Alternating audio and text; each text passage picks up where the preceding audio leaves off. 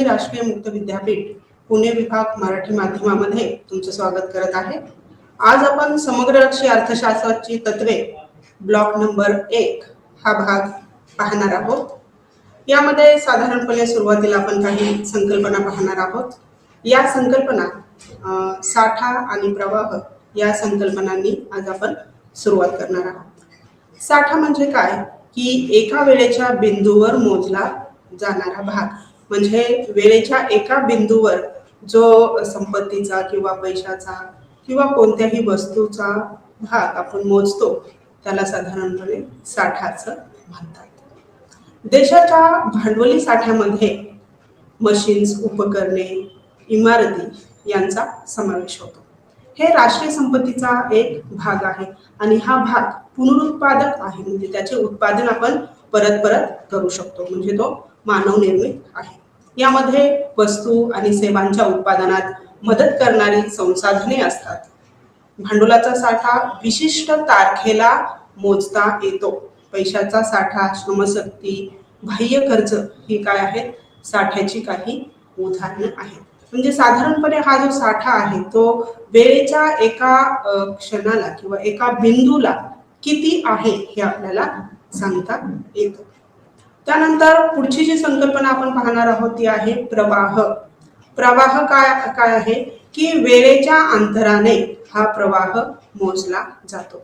त्यामुळे हा जो दर आहे, प्रवाहाचा दर, अंशलक्षी अर्थशास्त्रामध्ये जसे आपण पाहतो की एखाद्या उद्योग संस्थेचे उत्पादन रोज किंवा दर महिन्याला किती आहे असे मोजले जाते। असा एका बिंदूवर किंवा एका ठराविक पॉइंट वरती प्रवाह सांगता येऊ शकत नाही। तर तो कसा सांगितला जातो की एका दिवसामध्ये, एका महिन्यामध्ये, एका वर्षामध्ये असं आपण तो प्रवाह सांगतो। उदाहरणार्थ जर तसं सांगितलं नाही तर काय होईल, उदाहरणार्थ वेळेच्या परिमाणाशिवाय, वेळेशिवाय आपण जर प्रवाह सांगितला तर कसं सांगितलं जाईल, उदाहरणार्थ माझे उत्पन्न 10,000 रुपये आहे। हे कसं आहे, संदिग्ध आहे, म्हणजे 10,000 रुपये उत्पन्न महिन्याला आहे की वर्षाला आहे की रोजचं उत्पन्न 10,000 मिळतं, ते त्यातून काही निष्कर्ष आपण काढू शकत नाही। त्याच्यामुळे प्रवाह ही जी संकल्पना आहे ही संकल्पना कशाच्या अंतराने मोजली जाते, वेळेच्या अंतराने मोजली जाते। ते एका दिवसासाठी किंवा आठवड्यासाठी किंवा महिन्यासाठी आहे हे आपल्याला तो निश्चित कालावधी प्रवाहासाठी सांगावा लागतो। त्याचप्रमाणे समग्रलक्षी अर्थशास्त्रामध्ये हाच तर्क काय होतो, लागू होतो। देशाचे एकूण जे देशांतर्गत उत्पन्न आहे किंवा उत्पादन आहे, GDP, ग्रॉस डोमेस्टिक प्रोडक्ट, जे देशांतर्गत उत्पादन आहे हा एक काय आहे, प्रवाह आहे। हा प्रवाह कसा मोजला जातो, एका वर्षामध्ये मोजला जातो। आपण GDPची किंवा सकल देशांतर्गत उत्पादनाची जेव्हा व्याख्या करतो तेव्हा ती व्याख्या कशी असते की एका वर्षामध्ये उत्पादित केल्या जाणाऱ्या अंतिम वस्तू आणि सेवा, बरोबर की, एका वर्षामध्ये उत्पादित केल्या जाणाऱ्या अंतिम वस्तू आणि सेवा आणि मग त्यांचं मूल्य किती होतं हे आपण पैशामध्ये रूपांतरित करून सांगतो। म्हणजेच स्थूल देशांतर्गत उत्पादन किंवा स्थूल देशांतर्गत उत्पन्न ही संकल्पना कशी आहे, ही प्रवाह संकल्पना आहे। उत्पन्न, खर्च, बचत, गुंतवणूक, उपभोग, नफा, कर्ज घेणे ह्या ज्या संकल्पना आहेत किंवा ही जी उदाहरणं आहेत ही उदाहरणं कशाची आहेत, प्रवाहाची आहेत। ठीक आहे। त्यानंतर साठा जो आहे तो साठामध्ये जो बदल होतो तो बदल कालांतराने होतो आणि भांडवली साठ्यामधील बदल किंवा गुंतवणुकीमधील बदल गणितीय दृष्ट्या आपण काय करू शकतो, सांगू शकतो। आणि प्रवाहाचं काय आहे की प्रवाहाकडे आपण एकत्रीकरण म्हणून पाहतो। अशा प्रकारे साठा आणि प्रवाह या काय आहेत, दोन संकल्पना समग्रलक्षी अर्थशास्त्रामध्ये महत्वाच्या आहेत। पुढच्या ज्या संकल्पना आपण पाहणार आहोत त्यामध्ये आहे अल्पकाळ आणि दीर्घकाळ, या दोन संकल्पना आहेत। अल्पकाळ म्हणजे काय आणि दीर्घकाळ म्हणजे काय, ह्या साधारण ज्या या दोन संकल्पना आहेत या संकल्पना आपण अंशलक्षी अर्थशास्त्रामध्ये साधारण शिकतो। या संकल्पना अल्पावधीत, समजा एखाद्या उद्योग संस्थेचं आपल्याला उत्पादन सांगायचं झालं तर ते उत्पादन अल्प कालावधीत कसं आहे किंवा दीर्घ कालावधीत कसं आहे। अल्प कालावधीत कोणते निर्णय घेतले जातात, दीर्घ कालावधीत कोणते निर्णय घेतले जातात, यासाठी आपण या संकल्पना अंशलक्ष्य अर्थशास्त्रामध्ये वापरतो. तर या संकल्पना काय आहेत? अल्प कालावधीत किंवा अल्पावधीत उत्पादनाचे काही घटक स्थिर मानून, अंशलक्ष्य अर्थशास्त्रामध्ये की जेव्हा आपण अल्पकाळाचा उल्लेख करतो तेव्हा काय करतो की काही घटक स्थिर मानतो आणि काही घटक बदलते आहेत असं मानतो आणि उत्पादन होत असतं असं मानतो. उदाहरणार्थ शेती उत्पादन घ्यायचं झालं तर शेती उत्पादनात आपण काय मानतो की अल्प काळामध्ये शेती उत्पादनामध्ये जमीन हा घटक काय असतो, स्थिर असतो आणि जे श्रमिक आहे तर श्रमिक हा घटक कसा असतो, बदलता असतो. म्हणजे अल्पकाळ ही संज्ञा आपण जेव्हा एखाद्या घटकासाठी किंवा एखाद्या उद्योगासाठी वापरतो तेव्हा काही घटक स्थिर मानले जातात आणि काही घटक बदलते मानले जातात. म्हणजे अल्पकाळासाठी काही घटक काय असतात, बदलते असतात, काही घटक स्थिर असतात. अशा प्रकारे अल्पकाळाचं वर्णन आपण अंशलक्ष्य अर्थशास्त्रामध्ये करतो. म्हणजे अल्पकाळात समजा उत्पादनामध्ये बदल करायचा झाला, उदाहरणार्थ 1000 टन उत्पादन आहे त्याचं जर आपल्याला 2000 टन उत्पादन अल्प काळामध्ये घ्यायचं असेल तर आपण काय करतो, स्थिर घटकामध्ये तेव्हा बदल करत नाही, तर बदल कुठे करतो, बदलत्या घटकामध्ये बदल करतो. म्हणजे तिथे बदल कशामध्ये होईल, श्रमिकामध्ये बदल होईल. म्हणजे श्रमिकांची संख्या वाढवून आपल्याला तिथे उत्पादन वाढवायचं आहे. ठीक आहे. म्हणजे अल्प काळात अशा प्रकारे काही घटक स्थिर सांगितले जातात आणि काही घटक बदलते असतात. परंतु दीर्घ काळात मात्र, दीर्घ काळ म्हणजे काय, मोठा कालावधी असतो आणि या कालावधीत मात्र सर्वच्या सर्व घटक आपण काय करू शकतो, बदलू शकतो. उत्पादनाचे जे भूमी, श्रम, भांडवल आणि संयोजन हे जे उत्पादनाचे घटक आहेत ते दीर्घ काळामध्ये सर्वच्या सर्व घटक आपण बदलू शकतो. उदाहरणार्थ श्रमिकांची संख्या बदलते, भूमी किंवा जी जमीन आपण वापरतो ती जमिनीची जे क्षेत्र आहे ते क्षेत्र आपण वाढवू शकतो, कमी करू शकतो, किंवा संयोजक आहे त्यांची संख्या आपण कमी जास्त करू शकतो. म्हणजे दीर्घ काळामध्ये काय होतं की हे उत्पादनाचे सर्वच्या सर्व घटक आपण बदलू शकतो, कारण की तिथे जो कालावधी आहे तो कालावधी काय असतो, प्रदीर्घ किंवा दीर्घ असा कालावधी आपल्याला तिथे बदल करण्यासाठी मिळतो. म्हणून दीर्घ काळात काय म्हणतात, उत्पादनाचे सर्वच्या सर्व घटक दीर्घ काळामध्ये बदलतात, परंतु अल्प काळामध्ये मात्र सर्वच्या सर्व घटक आपण बदलू शकत नाही. तर तिथे काय आहे, काही घटक बदलते ठेवले जातात आणि काही घटक स्थिर ठेवले जातात. अशा प्रकारे अल्पकाळ आणि दीर्घकाळ ह्या दोन संकल्पना आपण अर्थशास्त्रामध्ये वापरत असतो. त्यानंतर आपण पाहिलं की अल्पकाळ आणि दीर्घकाळ या ज्या संकल्पनांचा जर आपण उल्लेख केला तर सनातनवादी जे अर्थशास्त्रज्ञ आहेत त्या सनातनवादी अर्थशास्त्रज्ञांनी किमती आणि वेतन हे जे काही चल आहेत हे चल लवचिक गृहीत धरलेली आहेत आणि ती लवचिक गृहीत धरून मग त्यांचे जे सिद्धांत आहेत ते सिद्धांत सनातनवादी आर्थिक सिद्धांत त्यांनी मांडलेले आहेत. एकूण मागणी आणि एकूण पुरवठ्यातील बदलांशी ते काय करतात, त्वरित जुळून घेतात. म्हणजे सनातनवाद्यांचं असं मत आहे की समजा अल्प काळामध्ये काही बदल होत असतील, उत्पादनामध्ये काही बदल होत असतील तर हे बदल किंमत लवचिकता असल्यामुळे किंवा वेतन लवचिकता असल्यामुळे हे बदल घडून येतात असं सनातनवाद्यांचं मत आहे. आणि जो नवीन समतोल गाठला जातो किंवा नवीन समतोल तयार होतो तो नवीन समतोल खऱ्या अर्थाने पूर्णपणे काय असतो, लवचिक असतो. म्हणजे अल्प काळामध्ये सनातनवाद्यांचं असं मत आहे की जो पहिला समतोल असतो मागणी आणि पुरवठ्यामध्ये, जो पहिला समतोल असतो तो समतोल बदलून नवीन समतोल तयार होतो. का तर किमती आणि वेतन कसं आहे, लवचिक आहे म्हणून. म्हणजे किमती वाढल्या की किमतीची प्रेरणा घेऊन पुरवठा वाढतो, पुरवठा वाढला की बाजारपेठेमध्ये काय होतं, जे उत्पादन आहे ते उत्पादन लोकांना चॉईस मिळते किंवा आपण काय म्हणूया त्याला निवडीचं स्वातंत्र्य लोकांना मिळतं. जास्त उत्पादन असल्यामुळे निवडीचं स्वातंत्र्य लोकांना मिळतं. अशा प्रकारच्या निवडीच्या स्वातंत्र्यामुळे आणखी मागणी वाढते. म्हणून सनातनवादी काय म्हणतात की वेतन आणि किमतीमध्ये लवचिकता ही अल्पकाळामध्ये असल्यामुळे नवीन जे समतोल तयार होतात ते नवीन समतोल या घट किंवा ही चले लवचिक असल्यामुळे नवीन समतोल तयार होतात. त्यानंतर केन्स सनातनवाद्यांच्या अगदी विरुद्ध म्हटलं तरी चालेल असं केन्स यांचं मत आहे. केन्स काय म्हणतात की किंमत आणि वेतन ही चले बदलती नाहीये किंवा लवचिक नाहीये, तर ती कशी आहेत, स्थिर आहेत. त्यांना इच्छित पातळीशी जुळून घेण्यासाठी वेळ लागतो. म्हणजे वेतन आणि किमती ज्या आहेत ह्या वेतन आणि किमती अल्पकाळामध्ये स्थिर असतात आणि त्यांना जर मागणी आणि पुरवठ्याशी किंवा इच्छित कोणतीही जी पातळी असेल त्या पातळीशी जुळून घेण्यासाठी काय लागतो, वेळ लागतो. म्हणजेच केन्स यांचं काय मत आहे की किमती आणि वेतन हे अल्पकाळामध्ये स्थिर असतात. या विरोधी मत कोणाचं आहे, सनातनवाद्यांचं आहे. सनातनवादी काय म्हणतात की किमती आणि वेतन कसं असतं, लवचिक असतं. अशा प्रकारे दोन्ही मतप्रवाह कसे आहेत, वेगवेगळे आहेत. केन्स यांच्या मते किमती आणि मजुरी अल्पावधीत नव्हे तर दीर्घ काळामध्ये समतोल पातळीवरती पोहोचतात. त्यांना किमती आणि वेतनामध्ये जेव्हा जर समतोल व्हायचा असेल तर तो अल्प काळामध्ये होत नाही, तर तो काय होतो, दीर्घ काळामध्ये त्यांच्यामध्ये समतोल होतो. त्यानंतर धोरण तयार करताना ज्या किमती आणि वेतनातील जी कठोरता आहे ती कठोरता धोरण करताना लक्षात घेणं आवश्यक आहे असं केन्स म्हणतात.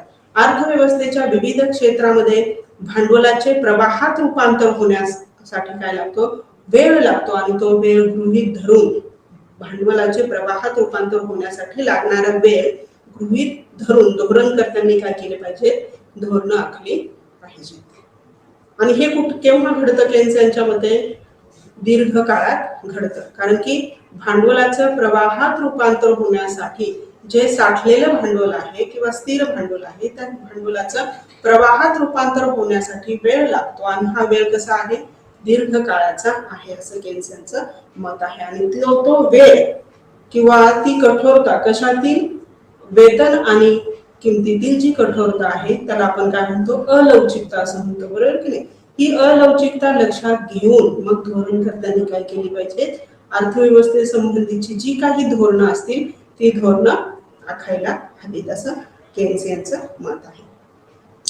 त्यानंतर देशांतर्गत भांडवली हालचाल आणखी हा एक जो चल आहे तो चल काय आहे, महत्वाचा आहे आणि त्याच्यामध्ये दीर्घ काळामध्ये तो काय होतो, समतोल पातळीशी जुळून घेतो. म्हणजे देशांतर्गत भांडवलाची हालचाल एका प्रदेशातून दुसऱ्या प्रदेशामध्ये किंवा एका क्षेत्रामधून दुसऱ्या क्षेत्रामध्ये जी भांडवलाची हालचाल होते, उदाहरण द्यायचं झालं तर समजा कुटुंबे काय करतात, बचत करतात. ही बचत कुठे होते, ही बचत बँकांमध्ये जमा होते. बँकांमधून कर्जाच्या रूपाने ही बचत कुठे जाते, मग उद्योग संस्थांकडे जात असते. आणि हा जो प्रवाह आहे म्हणजे एका घटकाकडून दुसऱ्या घटकाकडे ही बचत जाण्यासाठी वेळ लागतो असं केन्स यांचं मत आहे. आणि तो वेळ गृहीत धरून मग काय केलं पाहिजे की धोरणकर्त्यांनी धोरणं आखली पाहिजे. आणि ही जी भांडवलाची हालचाल आहे देशांतर्गतच, देशातल्या देशातच ही भांडवलाची हालचाल होते, बचतीचं रूपांतर गुंतवणुकीमध्ये होतं. ही जी हालचाल आहे ह्या हालचालीसाठी सुद्धा काय लागतो, वेळ लागतो आणि जी बचत आहे ती गुंतवणुकीस पर्यंत जाते. म्हणजे जेव्हा तो समतोल होतो, बचत आणि गुंतवणुकीचा समतोल होतो, तो समतोल होण्यासाठी वेळ लागतो आणि तो वेळ कसा असतो, दीर्घ काळाचा असतो, अल्प काळाचा नाही. म्हणजेच केन्स यांचं काय मत आहे की जे भांडवल आहे ते भांडवलाचं रूपांतर प्रवाहात होण्यासाठी किंवा बचत उद्योग संस्थांपर्यंत पोहोचण्यासाठीचा जो वेळ आहे तो वेळ कसा आहे, दीर्घ काळाचा आहे.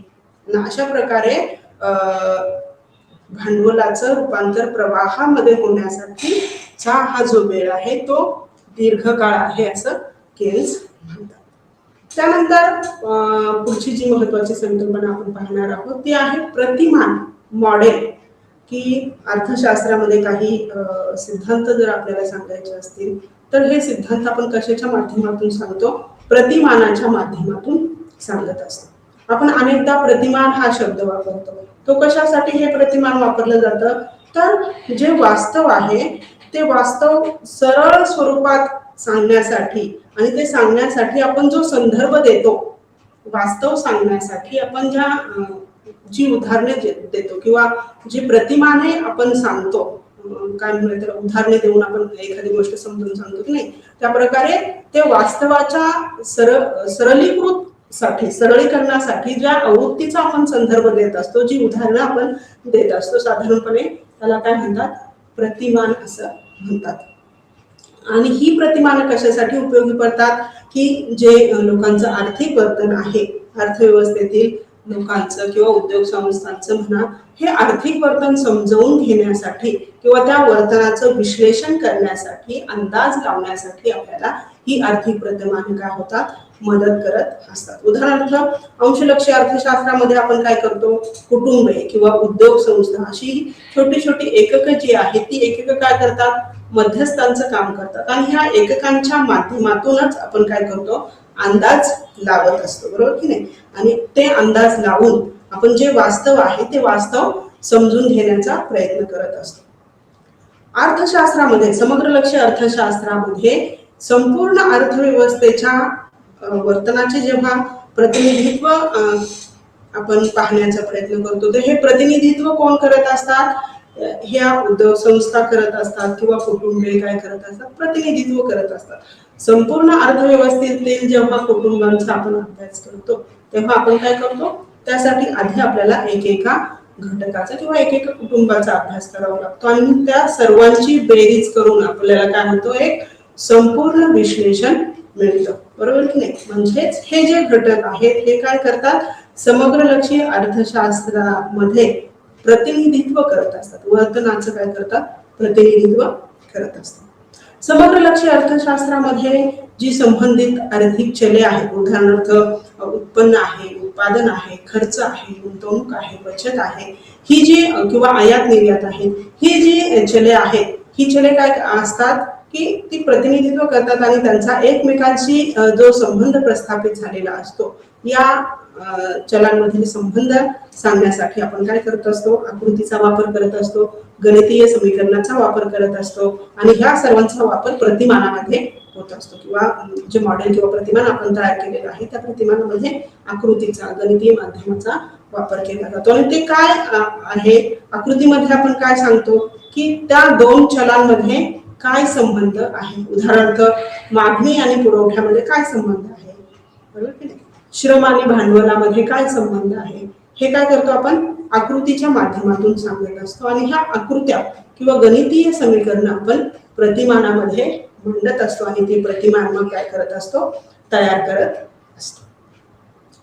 आर्थिक प्रतिमान काही गृहीतकांवर आधारित असतं.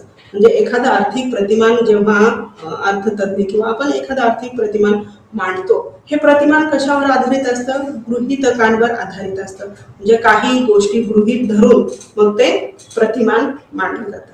उदाहरणार्थ अंशलक्ष्य अर्थशास्त्रामध्ये आपण नियम मांडताना किंवा मागणीचा नियम मांडताना काय म्हणतो की इतर परिस्थिती कायम असताना, हे जे वाक्य आपण तिथं सुरुवातीला म्हणतो किंवा हे काय आहे, गृहीत आहे.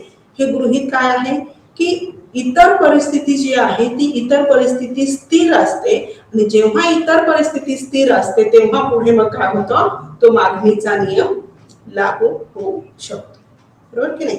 मागणीचा नियम काय आहे की किमती वाढल्या की मागणी कमी होते आणि किमती कमी झाल्या की मागणी वाढते, बरोबर की नाही. हा जो नियम आपण सांगतो तो कशाच्या आधारावर सांगतो की इतर परिस्थिती कायम असताना.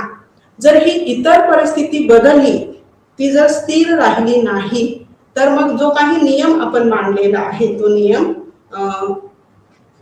वास्तवाशी जुळत नाही, बरोबर की नाही. म्हणून हे जे सिद्धांत आहेत, साधारणपणे अर्थशास्त्रातले जे सिद्धांत आहेत, हे सिद्धांत कशावर अवलंबून आहेत, ही प्रतिमानं कशावर अवलंबून आहेत, गृहीतांवर अवलंबून आहेत. आणि साधारणपणे समग्र लक्ष्य अर्थशास्त्रापेक्षा अंशलक्षी अर्थशास्त्रामध्ये जास्त गृहीतके असतात, हे आपल्याला दिसून येते. जेव्हा आपण या सिद्धांतांचा अभ्यास करतो तेव्हा आपल्या लक्षात येतं की अंशलक्षी अर्थशास्त्रामध्ये जास्त गृहीते असते. त्यानंतर आपल्याला उदाहरण द्यायचं झालं की प्रतिमानाचं आपण जर एखादं उदाहरण घेतलं तर भांडवल आणि श्रम. आपण सर्व प्रकारच्या श्रमांना उदाहरणार्थ एक प्रतिमान आपण पाहू की भांडवल तिथे वापरलं जातं, श्रम वापरलं जातं आणि या प्रतिमानामध्ये साधारणपणे श्रमिक जे आहेत, उदाहरणार्थ अर्थव्यवस्थेतील जे एकूण श्रमिक आहेत ते कसे आहेत, एकजिन्सी आहेत, त्यांची कार्यक्षमता सारखी आहे, कौशल्य त्यांच्याकडे एकाच प्रकारचं आहे असं गृहीत धरलेलं आहे. मग गृहीत हे काय आहे, प्रतिमानामध्ये ती गृहीत परिस्थिती तशी मांडलेली आहे की जर एखादं प्रतिमान आपण मांडत असतो तर श्रमिकांना एकजिन्सी मानलं जातं की समजा 10 श्रमिक आहेत, ते 10 श्रमिकांची जी कार्यक्षमता आहे ती सारख्याच प्रकारची आहे, 10 श्रमिक सारख्याच प्रकारचं उत्पादन करू शकतात किंवा हे 10 जे श्रमिक आहेत ते 8च तास काम करू शकतात, प्रत्येक श्रमिक 8च तास काम करू शकतो, अशी जी कंडिशन जी मांडलेली असते, परिस्थिती गृहीत धरलेली असते, त्याच्यावरती ते प्रतिमान काय असतं, अवलंबलेलं असतं. आपण व्यवस्थापक आणि शेतात काम करणारा जो कामगार आहे त्याच्यामध्ये फरक करत नाही. जेव्हा आपण प्रतिमान मांडतो आणि श्रमिकांना एकजिन्सी मानतो तेव्हा शेतात काम करणारा कामगार आणि व्यवस्थापक हे काय मानतो, एकजिन्सी मानतो. ते काय आहे, कामगार आहेत आणि ते सारख्याच प्रकारचं काम करतात, त्यांची कार्यक्षमता एकजिन्सी मानणं म्हणजे काय की सगळ्या दृष्टीने ते काय आहेत, सारखे आहेत. अशा प्रकारे प्रतिमान मांडलं जातं. किंवा मग पुढे आपण सांगू शकतो की श्रीमंत घरातील कुटुंबाचं जे वर्तन आहे ते गरीब घरातील कुटुंबाच्या वर्तनासारखंच आहे असं आपण म्हणतो. म्हणजे आपण दुर्लक्ष कशाकडे करतो की त्यांच्या बॅकग्राऊंडकडे दुर्लक्ष करतो. श्रीमंत गरीब हा आपण तिथे भेद करत नाही. आपलं उद्दिष्ट काय आहे प्रतिमान मांडण्याचं, ते उद्दिष्टाकडे आपण काय करतो, लक्ष देतो. उदाहरणार्थ आपला उद्देश काय आहे, किमती आणि उत्पन्नातील बदलांसाठी कुटुंबाच्या वर्तनाचे विश्लेषण करणे. किमती आणि वेतनामध्ये जर बदल झाला तर कुटुंबाच्या वर्तनामध्ये काय बदल होतो हे उद्दिष्ट आपलं आहे. तो बदल आपल्याला समजून घ्यायचा आहे. हे जर आपलं उद्दिष्ट असेल तर मग ते कुटुंब गरीब कुटुंब आहे का श्रीमंत कुटुंब आहे हे आपण पाहणार नाही. आपलं उद्दिष्ट काय आहे की किमती आणि वेतनामध्ये जर बदल झाला तर कुटुंबाच्या वर्तनामध्ये काय बदल होतो हे आपल्याला पाहायचं आहे.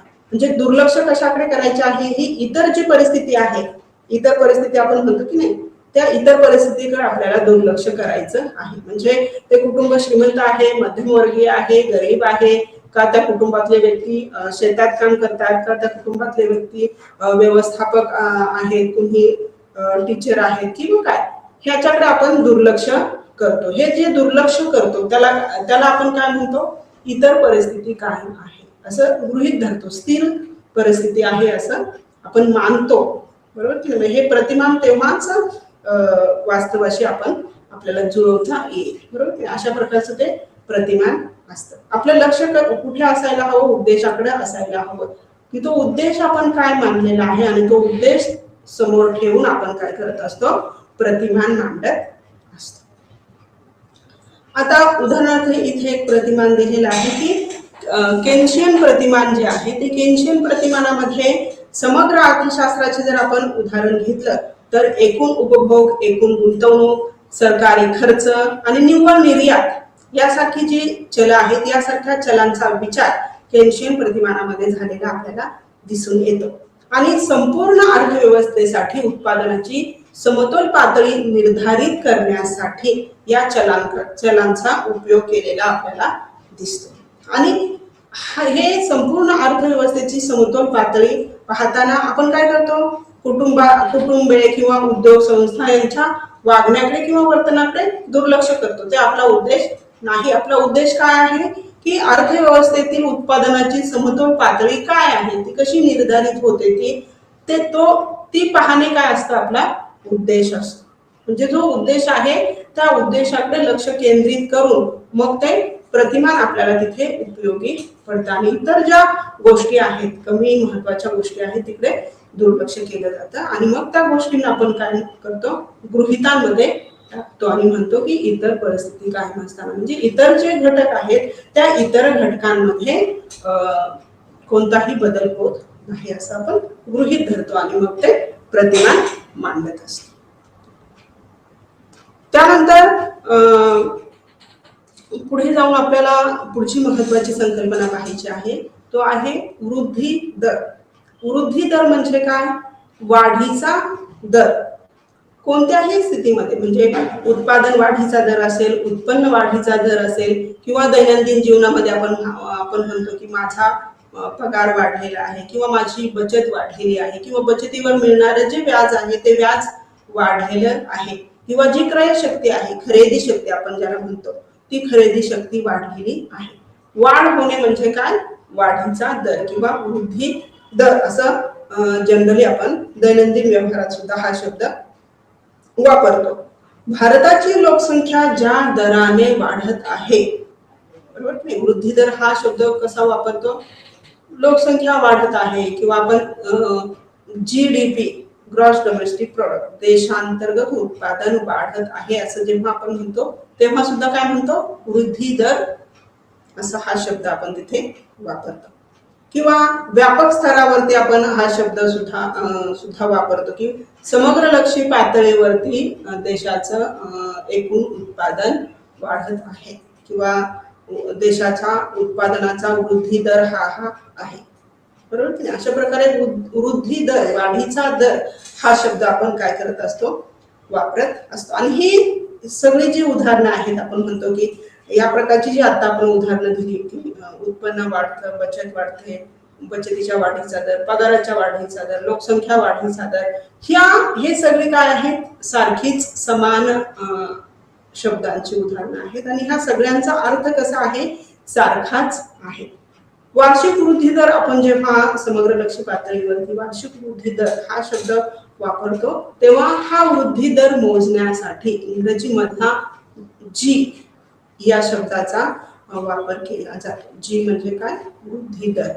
वार्षिक वृद्धीचा दर मोजण्यासाठी हा शब्द किंवा अक्षर वापरलं जातं.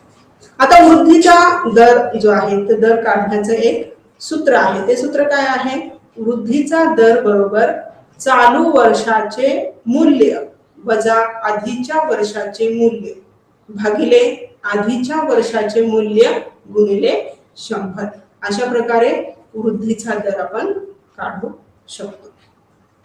त्यानंतर GDPचा दर. GDPचा वृद्धी दर बरोबर इथे आणखी एक सूत्र आहे. GDPचा वृद्धी दर बरोबर चालू वर्षाचा GDP वजा आधीच्या वर्षाचा GDP भागिले आधीच्या वर्षाचा GDP गुणिले 100. अशा प्रकारे आपण स्थूल देशांतर्गत उत्पादनाचा वृद्धी दर सुद्धा मोजू. त्यानंतर पुढे जाऊन आता ही जी आर्थिक वृद्धी आहे, वृद्धीचा दर वाढतो, वृद्धीचा दर कमी होतो, ही जी वृद्धीची संकल्पना आहे, आर्थिक वृद्धीची संकल्पना, त्याचं काय महत्व आहे? ही संकल्पना का महत्वाची आहे? तर ही संकल्पना यासाठी महत्वाची आहे की लोकांच्या राहणीमानात सुधारणा होते किंवा नाही हे समजण्यासाठी आपल्याला आर्थिक वृद्धीचा दर महत्वाचा आहे. त्या दरावरून आपण सांगू शकतो की देशातील लोकांचं राहणीमान सुधारत आहे किंवा नाही, का ते स्थिर आहे हे आपण सांगू शकतो. त्यानंतर दारिद्र्य निर्मूलनासाठी आपल्याला आर्थिक वृद्धीचा दर किंवा ही संकल्पना महत्वाची आहे. रोजगारात वाढ होते किंवा नाही यासाठी सुद्धा ही संकल्पना महत्वाची आहे. आर्थिक वृद्धीच्या दरामुळे निवडीचे स्वातंत्र्य लोकांना मिळते. म्हणजेच काय की आर्थिक वृद्धीचा दर म्हणजे काय की उत्पादनामध्ये जेव्हा मोठ्या प्रमाणात वाढ होते, मागच्या लेक्चरमध्ये आपण पाहिलं की विकास आणि वृद्धी याच्यामध्ये काय फरक आहे की विकास होतो म्हणजे काय की त्या उद्योगामध्ये जे उत्पादन घेतं त्या उत्पादनामध्ये जेव्हा हळूहळू त्याचा दर्जा सुधारत जातो, दर्जामध्ये चांगल्या प्रकारचे बदल होत जातात, म्हणजेच काय त्या वस्तूचा विकास होतो, त्या उद्योगाचा विकास होतो. कमी दर्जाची वस्तू हळूहळू चांगल्या दर्जाची बनत जाते, त्याला काय म्हणतात? विकास असं म्हणतात.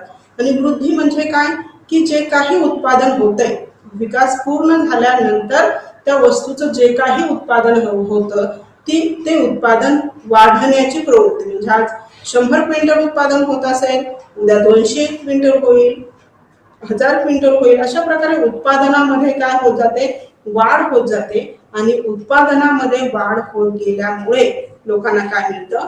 निवडीचं स्वातंत्र्य मिळतं. म्हणजे खूप प्रकारच्या वस्तू जर आपल्या समोर असतील, उत्पादन मोठ्या प्रमाणात जर अर्थव्यवस्थेमध्ये होत असेल, म्हणजेच काय खूप वस्तू आपल्याला उपलब्ध आहेत निवडीसाठी आणि आर्थिक वृद्धीमुळे त्यामुळे आपल्याला निवडीचं स्वातंत्र्य मिळतं. त्यानंतर जागतिक अर्थव्यवस्थेमध्ये महत्त्वपूर्ण स्थान त्यामुळे आपल्याला मिळू शकते. देशामध्ये जर प्रत्येक उद्योगामध्ये वृद्धीचं वातावरण असेल, वाढीचा दर जो आहे आर्थिक वाढीचा दर वाढता असेल तर काय होतं, अर्थव्यवस्थेत महत्त्वपूर्ण स्थान आपल्याला मिळू शकतं.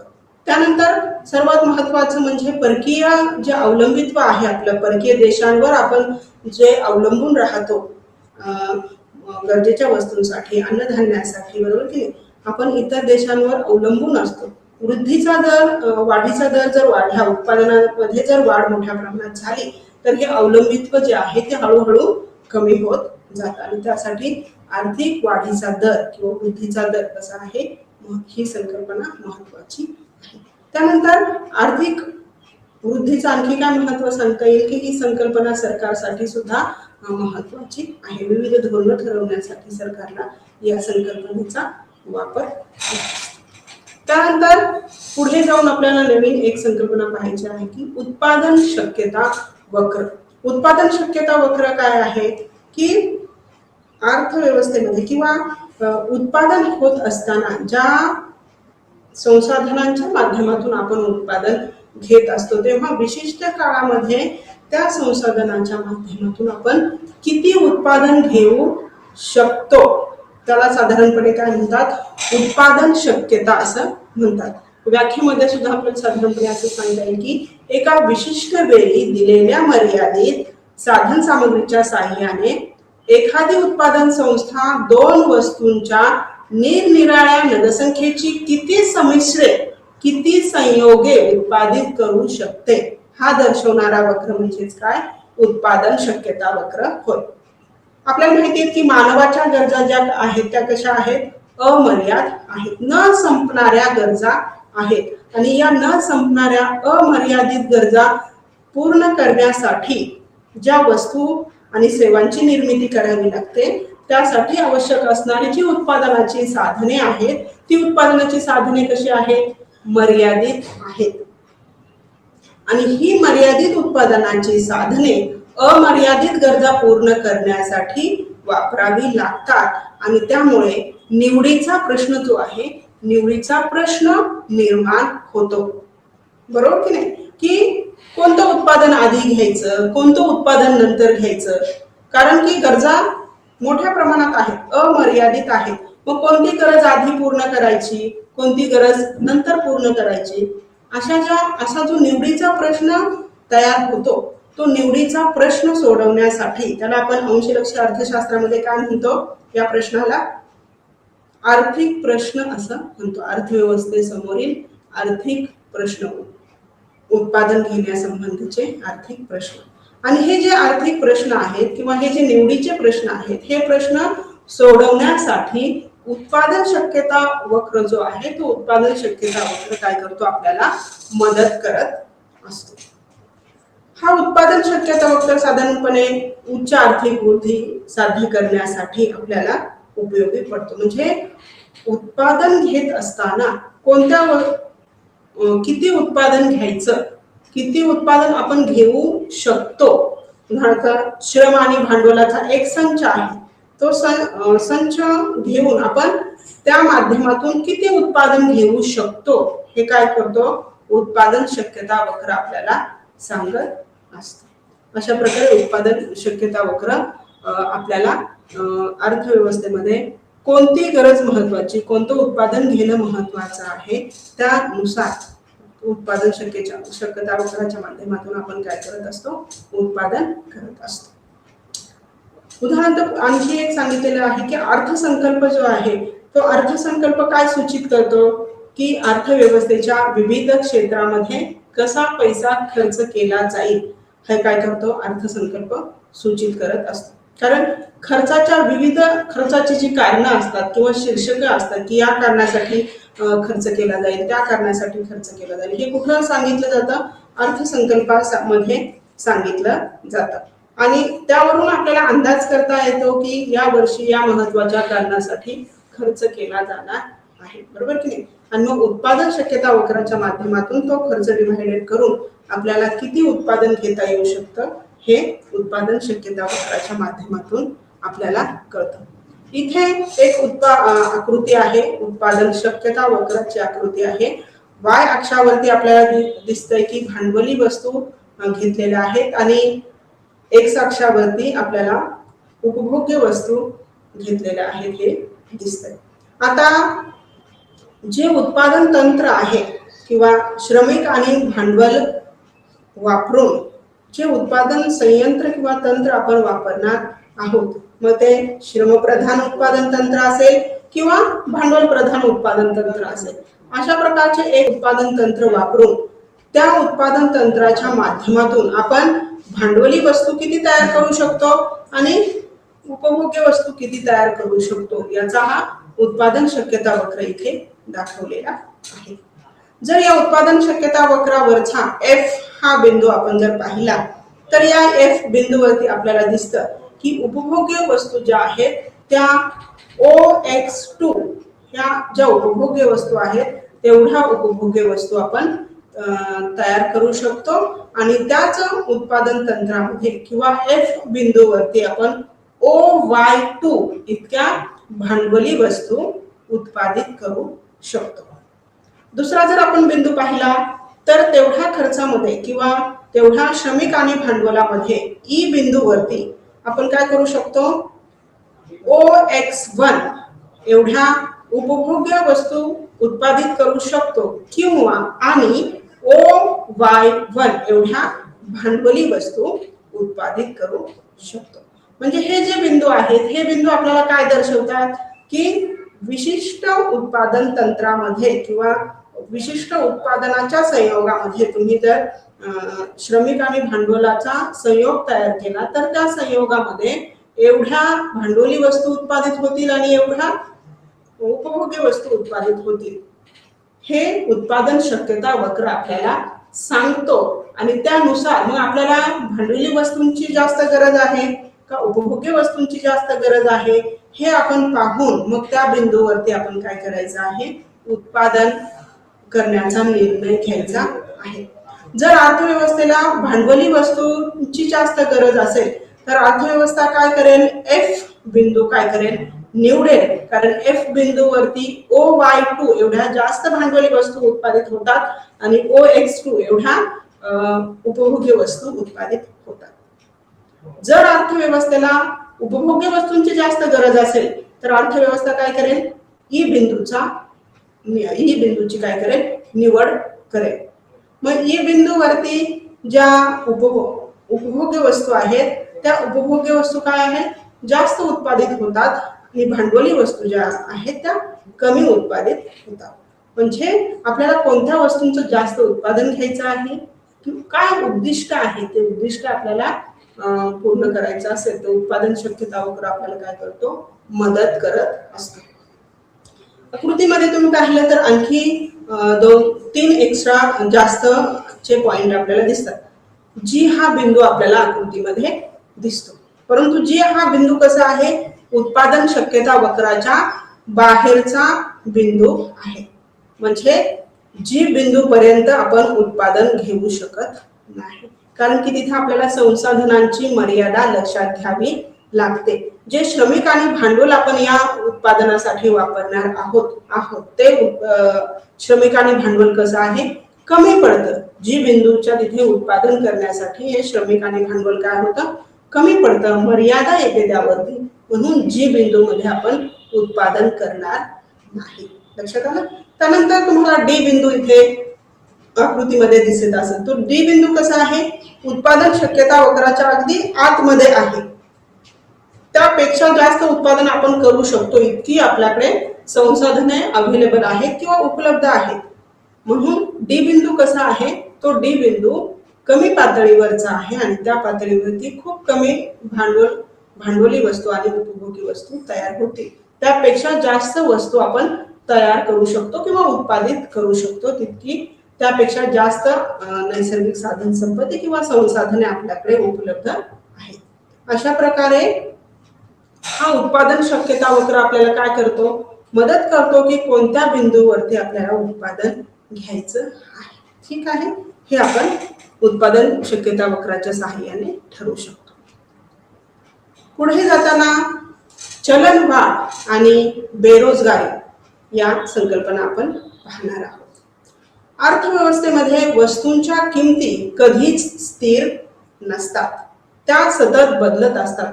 वस्तूंच्या किमतीत सातत्याने घडून येणारी वाढ म्हणजे काय आहे? चलनवाढ. दुसऱ्या महायुद्धानंतर आपण पाहिलं की वस्तू आणि सेवांच्या किमती काय होत होत्या? सतत वाढत गेल्या आणि ह्या सतत वाढत जाणाऱ्या किमतींना काय म्हणतात? भाववाढ किंवा चलनवाढ हा शब्द आपण वापरतो. ज्यावेळी अर्थव्यवस्थेमध्ये अतिरिक्त पैसा अत्यंत कमी वस्तूंचा पाठलाग करतो, पैसा खूप प्रमाणात अर्थव्यवस्थेमध्ये उपलब्ध आहे आणि वस्तू मात्र खूप कमी आहेत, अशा वेळी काय होतं? मग महागाई मोठ्या प्रमाणात वाढते. प्रत्येकाकडे उत्पन्न खूप आहे, परंतु ज्या वस्तू आहेत बाजारपेठेमध्ये उपलब्ध असणाऱ्या वस्तू फार कमी असतील, तर त्या वस्तू घेण्यासाठी चढाओढ निर्माण होते आणि मग काय होतं? त्या वस्तूंच्या किमती वाढत जातात. समजा 10 रुपयाची एखादी वस्तू आहे, ती वस्तू घेण्यासाठी मग लोक 20 रुपये द्यायला तयार होतील, 30 रुपये द्यायला तयार होतील, कारण बाजारपेठेमध्ये वस्तूंची संख्या कशी आहे? कमी आहे आणि ती वस्तू मिळवण्यासाठी स्पर्धा निर्माण होईल आणि उत्पन्न तर आपल्याकडे भरपूर आहे. अतिरिक्त पैसा अर्थव्यवस्थेमध्ये असल्यामुळे उत्पन्न आपल्याकडे भरपूर आहे आणि पैसा जास्त असल्यामुळे आणि वस्तू कमी असल्यामुळे त्या वस्तूंच्या किमती काय होतात? खूप जास्त वाढतात. म्हणजेच अर्थव्यवस्थेतील अतिरिक्त पैसा जेव्हा कमी वस्तूंचा पाठलाग करतो, तेव्हाची जी अवस्था आहे त्या अवस्थेला चलनवाढ असं म्हणतात. त्यानंतर बेरोजगारी. बेरोजगारी म्हणजे काय? बेरोजगार कोणाला म्हणतो आपण? ज्या व्यक्तीला रोजगार मिळत नाही त्या व्यक्तीला बेरोजगार असं आपण म्हणतो. बेरोजगारीचा अभ्यास करण्यापूर्वी साधारणपणे ज्या 2 गोष्टी आहेत त्या गोष्टी आपल्याला लक्षात घ्यायला हव्यात. बेरोजगारी म्हणजे काय नेमकं? अशी जनरल काम नसलेली व्यक्ती म्हणजे बेरोजगार असं आपण म्हणू शकत नाही. तर कार्यरत जी लोकसंख्या आहे, कार्यरत लोकसंख्येपुरती बेरोजगारी ही व्याख्या आपण करू शकतो.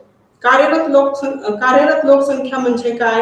की 0 ते 14 वयापर्यंतची जी मुलं आहेत ती मुलं टाळली पाहिजेत किंवा जे ज्येष्ठ नागरिक आहेत त्या ज्येष्ठ नागरिक सुद्धा वगळले गेले पाहिजेत. म्हणजेच 14 ते 60 या वयोगटातले जे लोक आहेत त्या वयोगटातील लोकांना कार्यरत लोकसंख्या असं म्हटलं जातं. आणि ही कार्यरत लोकसंख्येमध्ये ज्या लोकांना काम करण्याची इच्छा आहे परंतु काम मिळत नाही त्या लोकांना काय म्हटलं जातं? बेरोजगार असं म्हटलं जातं. सरसकट काम नसलेली व्यक्ती म्हणजे बेरोजगार असं आपण म्हणू शकत नाही. तर कार्यरत लोकसंख्येमध्ये काम करण्याची इच्छा आहे परंतु काम मिळत नाही अशी व्यक्ती म्हणजेच काय? बेरोजगार व्यक्ती असं आपण म्हणू शकतो. त्यानंतर पुढे जाऊन व्यापार चक्र ही संकल्पना आपण पाहणार आहोत. व्यापार चक्र म्हणजे काय? की अर्थव्यवस्थेमध्ये होणारे चक्रीय बदल जे आहेत ते चक्रीय बदलांना आपण व्यापार चक्र असं म्हणतो. साधारणपणे मिश्र आणि भांडवली अर्थव्यवस्थेमध्ये ही व्यापार चक्र आपल्याला येताना दिसतात. या व्यापार चक्रामध्ये जे बदल होतात ते बदल साधारणपणे प्रवेग आहे, घट आहे, मंदी आहे आणि पुनरुज्जीवन आहे, अशा 4 अवस्थांमध्ये ही व्यापार चक्रे आपल्याला दिसून येतात. व्यापार चक्र हा भांडवलशाही अर्थव्यवस्थेचा महत्वाचा भाग आहे. भांडवलशाही अर्थव्यवस्थेमध्ये व्यापार चक्र येतातच, कारण भांडवलशाही अर्थामध्ये जो सरकारी हस्तक्षेप असतो तो सरकारी हस्तक्षेप कसा असतो? कमी असतो आणि ग्राहक आणि उत्पादक यांना जे स्वातंत्र्य असतं ते स्वातंत्र्य बाजारपेठेमध्ये वर्तन करण्याचं जे स्वातंत्र्य आहे त्यांना पुरेपूर मिळालेलं असतं. भांडवलशाही अर्थव्यवस्था ही कशावर आधारित आहे? बाजार व्यवस्थेवर आधारित आहे. त्या व्यवस्थेमध्ये सरकारचा हस्तक्षेप नगण्य असतो. त्यामुळे अशा अर्थव्यवस्थेतील जे व्यवहार होतात ते व्यवहारांमध्ये सतत काय होत असते? चढ उतार होत असते आणि ही जी चढ उतार होत असते ती साधारणपणे 4 भागामध्ये होत असते. तर प्रवेग आहे, घट आहे, मंदी आहे आणि पुनरुज्जीवन आहे. अशा अर्थव्यवस्थेमध्ये 4 प्रकार 4 अवस्थांमध्ये हे चक्र काय होत असतं, फिरत असतं आणि या चक्राला व्यापार चक्र असं म्हणतात. त्यानंतर पुढची संकल्पना आहे राष्ट्रीय उत्पन्न. राष्ट्रीय उत्पन्न ही काय आहे, प्रवाही संकल्पना आहे. आपण मागच्याच लेक्चर मध्ये पाहिलं की ही काय आहे, प्रवाही संकल्पना आहे आणि त्याच्यामध्ये सतत बदल होत असतात. देशाच्या विशिष्ट वेळी देशाच्या उत्पादित वस्तू आणि सेवांचे मोजमाप राष्ट्रीय उत्पन्नाच्या आधारे आपण काय करत असतो, मोजत असतो. एकूण राष्ट्रीय उत्पन्नाची गणना करताना एका वर्षाच्या कालावधीचा आधार घेतला जातो आणि त्या वर्षामध्ये एकूण वस्तू आणि सेवांचं किती उत्पादन झालेलं आहे हे उत्पादन आपण काय करत असतो, पैशाच्या माध्यमातून मोजत असतो. त्यानंतर उत्पन्नाचा चक्राकार प्रवाह काय आहे. उत्पन्नाचा चक्राकार प्रवाह म्हणजे एका घटकाकडून दुसऱ्या घटकाकडे उत्पन्नाचा जो प्रवाह आहे हा प्रवाह काय होत असतो, फिरत असतो. कुटुंबे आहेत, व्यवसाय संस्था आहेत, आर्थिक साधन सामग्रीचा किंवा घटकांचा काय करतात, हे कुटुंबे आणि व्यवसाय संस्था पुरवठा करत असतात आणि त्या बदल्यात कुटुंबाला काय होत असतं, मोबदला मिळत असतो. म्हणजे कुटुंबे आणि व्यवसाय संस्था यांच्यामध्ये हे प्रवाह काय होत असतात, फिरत असतात. म्हणजे तो पैशाचा प्रवाह असेल किंवा वास्तव प्रवाह असेल. कुटुंबे जेव्हा भूमी, श्रम, भांडवल आणि संयोजन व्यवसाय संस्थांना पुरवतात तेव्हा व्यवसाय संस्थांकडून पैशाचा प्रवाह कुटुंबाकडे येतो. व्यवसाय संस्था जेव्हा वस्तू आणि सेवांचं उत्पादन करतात तेव्हा कुटुंबे काय करतात, त्या वस्तू आणि सेवा विकत घेतात आणि कुटुंबाकडचा पैसा व्यवसाय संस्थांकडे जातो आणि व्यवसाय संस्थांकडचं चलनी उत्पन्न काय होतं, कुटुंबाकडे जातो. अशा प्रकारचा हा जो उत्पन्नाचा प्रवाह आहे तो उत्पन्नाचा प्रवाह चक्राकार पद्धतीने अर्थव्यवस्थेमध्ये फिरत असतो. आता हा उत्पन्नाचा जो प्रवाह आहे ह्या प्रवाहामध्ये 3 प्रकारचे प्रतिमान आहेत. त्याला पहिलं प्रतिमान आहे द्विक्षेत्र प्रतिमान, दुसरं प्रतिमान आहे त्रिक्षेत्र प्रतिमान आणि तिसरं प्रतिमान आहे चतुक्षेत्र प्रतिमान. अशा प्रकारे या प्रवाहामध्ये उत्पन्नाच्या चक्राकार प्रवाहामध्ये विविध प्रतिमान वापरून हे प्रवाह आपण अभ्यास या प्रवाहांचा करू शकतो. इथे तुम्हाला एक आकृती दिसत आहे. यामध्ये तुम्हाला लक्षात येते की कुटुंबे आणि व्यवसाय संस्था यातील उत्पन्नाचा चक्राकार प्रवाह इथे सांगितलेला आहे. कुटुंब आणि व्यवसाय संस्था इथे तुम्हाला दिसत आहे. कुटुंबाकडून श्रम, भूमी, भांडवल आणि संयोजन कुठे जाते, व्यवसाय संस्थाकडे जाते आणि व्यवसाय संस्थाकडून वेतन, खंड, व्याज, नफा या स्वरूपात चलनी उत्पन्न कुठे जाते, कुटुंबाकडे जाते. व्यवसाय संस्था जेव्हा वस्तू आणि सेवांचं उत्पादन करतात तेव्हा वस्तू आणि सेवा कुटुंबाकडे जाताना दिसतात आणि कुटुंबे काय करतात, मग उपभोग खर्चाच्या रूपाने जो कुटुंबाकडे जो पैसा आहे तो पैसा मग कुठे जातो, व्यवसाय संस्थांकडे जातो. अशा प्रकारचं हे काय आहे, द्विक्षेत्र प्रतिमान. द्वि म्हणजे काय, 2. कुटुंबे आणि व्यवसाय संस्था यांचा उत्पन्नाचा चक्राकार प्रवाह आहे. म्हणून ह्या 2 घटक किंवा 2 क्षेत्र इथं असल्यामुळे याला काय म्हणतात, द्विक्षेत्र प्रतिमान असं म्हणतात. पुढचं जे प्रतिमान आहे ते प्रतिमान आहे वित्तीय बाजार आणि उत्पन्नाचा चक्राकार प्रवाह. या उत्पन्नाच्या चक्राकार प्रवाहामध्ये तुम्हाला दिसतंय की वित्तीय बाजाराचा समावेश असलेला दिसतो. वित्तीय बाजारामध्ये कुटुंबे जी बचती करतात, उपभोग झाल्यानंतर उत्पन्नाचा जो भाग शिल्लक राहतो त्याला आपण काय म्हणतो, बचत म्हणतो.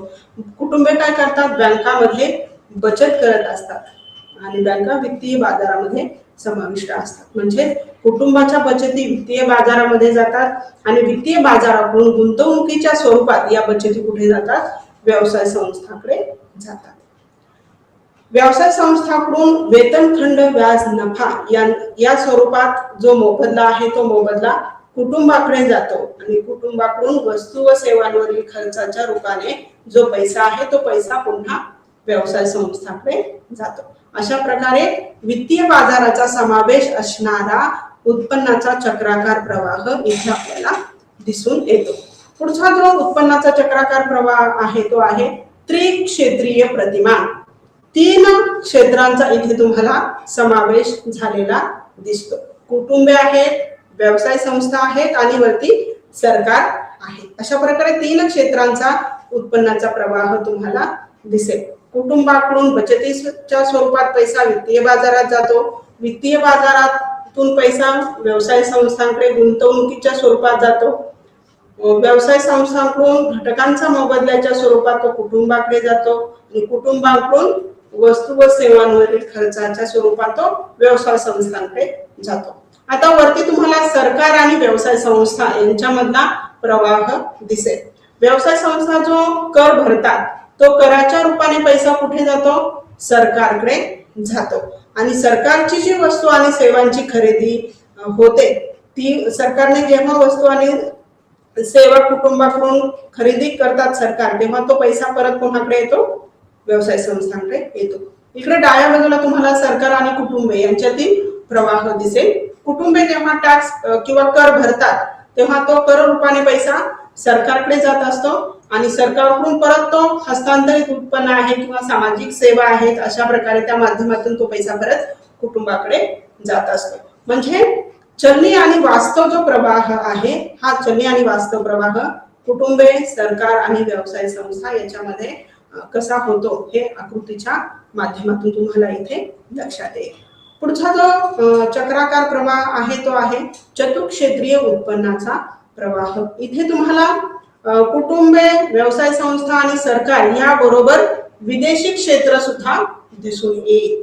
कुटुंब आणि विदेशी क्षेत्रामध्ये तुम्ही जर उत्पन्नाचा चक्राकार प्रवाह पाहिला तर तिथे तुम्हाला दिसेल की विदेशी क्षेत्राकडून हस्तांतरित उत्पन्नाच्या सहाय्याने कुटुंबाकडे पैसा येतो. आणि जेव्हा कुटुंबे आयात करतात, काही वस्तूंची आपण विदेशातून आयात करतो की नाही, तेव्हा आयात करत असताना तो पैसा आपल्याकडून कुठे जातो? विदेशामध्ये जात असतो. तसंच उजव्या बाजूला तुम्हाला दिसेल की विदेशी क्षेत्र आणि व्यवसाय संस्था यातला प्रवाह दिसेल. व्यवसाय संस्था काय करतात? काही वस्तू आणि सेवांची निर्यात करत असतात किंवा काही वस्तू आणि सेवांची आयात करत असतात. तेव्हा आयात आणि निर्यातीच्या माध्यमामध्ये विदेशी क्षेत्र आणि व्यवसाय संस्था यांच्यामध्ये वस्तू आणि सेवांचं हस्तांतरण होत असतं. अशाच प्रकारे सरकार आणि विदेशी क्षेत्र याच्यामध्ये सुद्धा आयात आणि निर्यात होत असते आणि हा आयात आणि निर्यातीचा प्रवाह तुम्हाला सरकार आणि विदेशी क्षेत्र यामध्ये होत असताना दिसेल. अशा प्रकारे या चार क्षेत्रांचा जो उत्पन्नाचा चक्राकार प्रवाह आहे तो प्रवाह आपल्याला दिसून येतो.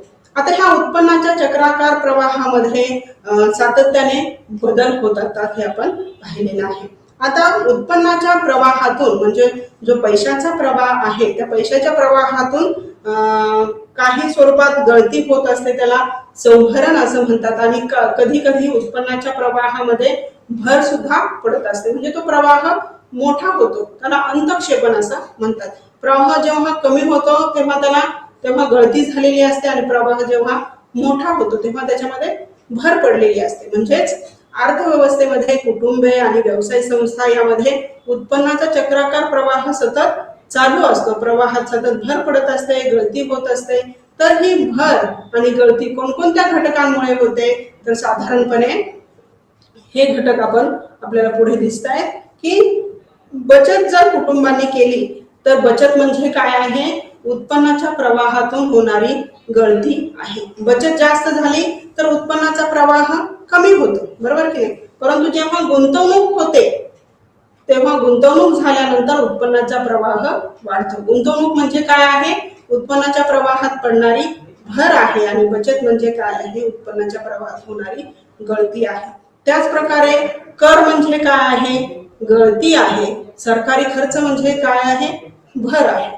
निर्यात म्हणजे काय आहे? निर्यातीमुळे उत्पन्नाच्या प्रवाहात भर पडते आणि आयात वाढली की उत्पन्नाचा प्रवाह कमी होतो. अशा प्रकारे संभरण आणि अंतक्षेपण किंवा गळती आणि भर हे काय आहेत? उत्पन्नाच्या प्रवाहाचे दोन घटक आहेत. त्यानंतर पुढे जाताना आहे राष्ट्रीय उत्पन्नाशी संबंधित काही संकल्पना आहेत.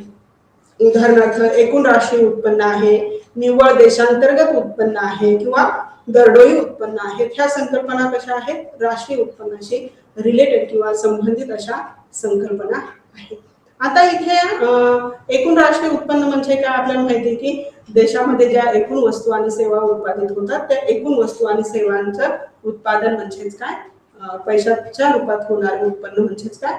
एकूण राष्ट्रीय उत्पन्न, किंवा वस्तू आणि सेवा असतील तर आपण त्याला एकूण राष्ट्रीय उत्पादन असं म्हणतो. त्यानंतर पुढचे आहे निव्वळ देशांतर्गत उत्पन्न. म्हणजे एकूण राष्ट्रीय उत्पादनातून जेव्हा आपण घसारा वजा करतो तेव्हा निव्वळ देशांतर्गत उत्पन्न आपल्याला समजतं. त्यानंतर दरडोई उत्पन्न. दरडोई उत्पन्न म्हणजे काय की एखाद्या राष्ट्राचे एकूण उत्पन्न लोकसंख्येने भागले असता त्याचे जे शिल्लक राहिलेले उत्पन्न आपल्याला मिळते त्याला दरडोई उत्पन्न असं म्हणतात. म्हणजेच एकूण उत्पन्नाला लोकसंख्येने भागले असता आपल्याला दरडोई उत्पन्न समजतं. म्हणजे लोकसंख्या जास्त असेल तर दरडोई उत्पन्न कमी असलेलं आपल्याला दिसतं, लोकसंख्या कमी असेल तर दरडोई उत्पन्न जास्त असलेलं आपल्याला दिसतं. अशा प्रकारे या ज्या संकल्पना आहेत त्या संकल्पना राष्ट्रीय उत्पन्नाशी निगडीत अशा संकल्पना आहेत. त्यानंतर पुढे जाऊन खाजगी उत्पन्न आहे. खाजगी उत्पन्न म्हणजे काय, विशिष्ट घटकाचं किंवा विशिष्ट व्यक्तीचं, विशिष्ट कुटुंबाचं म्हणूयात, किंवा एखाद्या उद्योग संस्थेचे जे उत्पन्न असतं त्याला साधारणपणे खाजगी उत्पन्न असं म्हणतात. वैयक्तिक उत्पन्न म्हणजे काय की देशातील रहिवासी जे आहेत त्या रहिवाशांना एकत्रितपणे जे उत्पन्न मिळतं त्याला साधारणपणे एकूण वैयक्तिक उत्पन्न असं म्हणतात. म्हणजे माझा जो पगार आहे ते माझं काय आहे, वैयक्तिक उत्पन्न आहे, बरोबर की नाही. त्यानंतर खर्च योग्य उत्पन्न. खर्च योग्य उत्पन्न म्हणजे काय, वैयक्तिक उत्पन्न आणि खर्च योग्य उत्पन्न याच्यामध्ये काय आहे की जेव्हा मला एखादा पगार मिळतो किंवा माझं काही महिन्याचं उत्पन्न आहे त्याच्यातून मी कर भरल्यानंतर, कर वजा केल्यानंतर जे शिल्लक राहतं त्याला काय म्हणतात, खर्च योग्य उत्पन्न असं म्हणतात. जर मला 100 रुपये उत्पन्न मिळत असेल आणि 10 रुपये कर असेल तर 10 रुपये कर भरल्यानंतरचं जे शिल्लक राहतं म्हणजे जे 90 रुपये माझ्याकडे शिल्लक राहतात ते काय आहे, खर्च योग्य उत्पन्न आहे. म्हणजे मी ते उत्पन्न खर्च करू शकते, अशा त्या उत्पन्नाला खर्च योग्य उत्पन्न असं म्हणतात. त्यानंतर पुढे जाऊन आहे राष्ट्रीय उत्पन्न मोजण्याच्या पद्धती.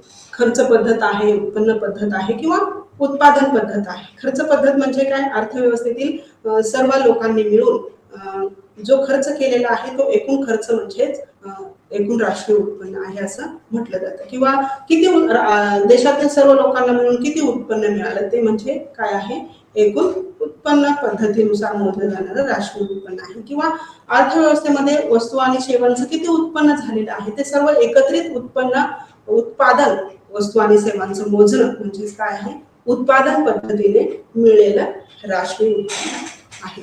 त्यानंतर पुढे जाऊन व्यवहार तोल ही संकल्पना आहे.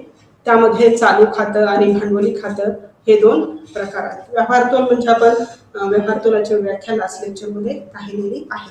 व्यवहार तोलामध्ये काय होतं, वस्तू आणि सेवांची काय होत असते, आयात निर्यात होत असते. त्या वस्तू आणि सेवांच्या आयात निर्यात होत असताना चालू खातं आणि भांडवली खाते ह्या 2 महत्वाच्या संकल्पना आहेत. चालू खात्यामध्ये कोणकोणत्या गोष्टी समाविष्ट होतात तर चालू खात्यामध्ये वस्तू आणि सेवांची जी निर्यात आहे त्या निर्यात होत असते. व्यापारी वस्तू आहेत, त्यामध्ये प्रवास किंवा वाहतूक सेवा आहेत, विदेशातील गुंतवणूक पासून मिळणारे उत्पन्न आहे, वस्तू व सेवांची एकूण निर्यात आहे, वस्तू व सेवांची आयात आहे, गुंतवणुकीपासून मिळणारे इतर उत्पन्न आहे, वस्तू. अशा प्रकारे चालू खात्यामध्ये वस्तू आणि सेवांची निर्यात आणि वस्तू व सेवांची आयात हे भाग काय आहेत, समाविष्ट आहे. त्यानंतर भांडवली खातं आहे. भांडवली खात्यामध्ये सुद्धा देशाच्या मालमत्तेचे जे व्यवहार होतात, विदेशामध्ये व्यवहार होतात, जे गुंतवणुकीचे निव्वळ व्यवहार होतात, खाजगी असेल, प्रत्यक्ष असेल, रोखा-रुपये असेल किंवा अल्पकालीन असतील, असे जे व्यवहार होतात ते भांडवली खात्यामध्ये समाविष्ट होतात. त्यानंतर विदेशी मालमत्तेमधील सुद्धा जे व्यवहार होतात ते व्यवहार काय आहेत, देशातील गुंतवणुकीमध्ये हे व्यवहार काय आहेत, समाविष्ट आहेत. त्यामध्ये मग खाजगी असेल, प्रत्यक्ष असेल, रोखारुपी व्यवहार असतील, सरकारने बघून अधिकृत जी राखीव मालमत्ता, एकूण भांडवल शेष खाते आपण म्हणूयात, हे व्यवहार सगळे भांडवली खात्यामध्ये समाविष्ट असतात. आणि त्यामध्ये तिसरा एक भाग आहे की अधिकृत हिशेबपूर्ती खाते, आपण ज्याला चूकभूल किंवा एरर आणि ओमिजन्स असं जे म्हणतो भांडवली खात्यामध्ये, तर चूकभूल असा एक भाग भांडवली खात्यामध्ये समाविष्ट असतो. आणि अशा प्रकारे हा व्यवहार तो चालू खातं आणि भांडवली खातं याच्या नुसार आपण या 2 भागामध्ये पाहू शकतो. धन्यवाद. अशा प्रकारे आजचं जे लेक्चर आहे ब्लॉक 1चं इथे आपण समाप्त करूया. धन्यवाद.